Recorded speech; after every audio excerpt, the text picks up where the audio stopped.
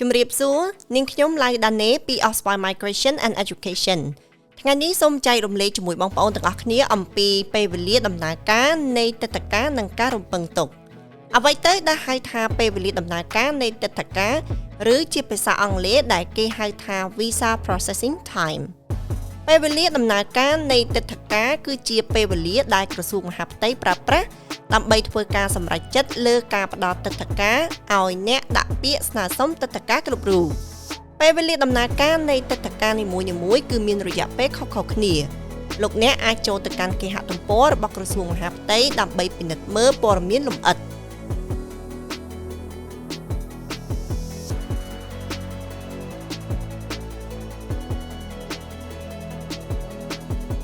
វាពិតជាចាំបាច់ណាស់ដែលយើងត្រូវតែដឹងច្បាស់អំពីពេលវេលាដំណើរការនៃទិដ្ឋាការរបស់យើងដូច្នេះយើងមិនអន្ទះសារនៅក្នុងការរងចាំ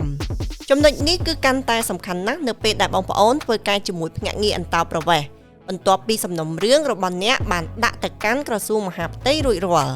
អ្នកត្រូវរងចាំរហូតដល់រយៈពេលកំណត់នៃការសម្រេចចិត្តរបស់ក្រសួងបើអ្នកមិនទទួលបានដំណឹងអ្វីពីក្រសួងមុនរយៈពេលនៃការសម្រេចចិត្តរបស់គេនោះវាគឺជារឿងធម្មតាទេហើយអ្នកក៏មិនចាំបាច់សួរនាំទៅកាន់ភ្នាក់ងារអន្តោប្រវេសន៍របស់អ្នកដែរបើសិនសំណុំរឿងរបស់អ្នកមិនទាន់ទទួលបានដំណឹងអ្វីសោះ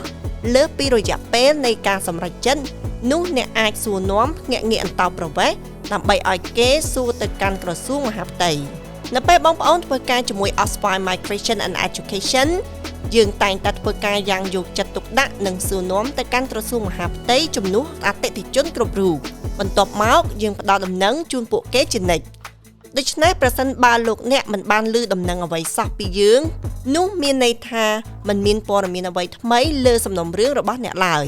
សូមរងចាំរហូតដល់យើងផ្ដល់ព័ត៌មានយើងដឹងហើយថាបញ្ហា COVID បានពន្យាពេលធ្វើការរបស់ក្រសួងមហាផ្ទៃដែលជាហេតុធ្វើឲ្យការសម្រេចចិត្តផ្ដល់ទិដ្ឋាការណាមួយឲ្យអ្នកក៏ត្រូវបានពន្យាពេលបន្តិចដែរដើម្បីកាត់បន្ថយភាពស្មុគស្មាញនៃការរៀបចំសំណុំរឿងរបស់អ្នកឬការទំនាក់ទំនងជាមួយនឹងក្រសួងមហាផ្ទៃសូមធ្វើការជាមួយ Ospai Migration and Education សូមតាក់ទងមកពួកយើងតាមរយៈព័ត៌មាននៅលើអេក្រង់នេះសូមអរគុណសូមជម្រាបលា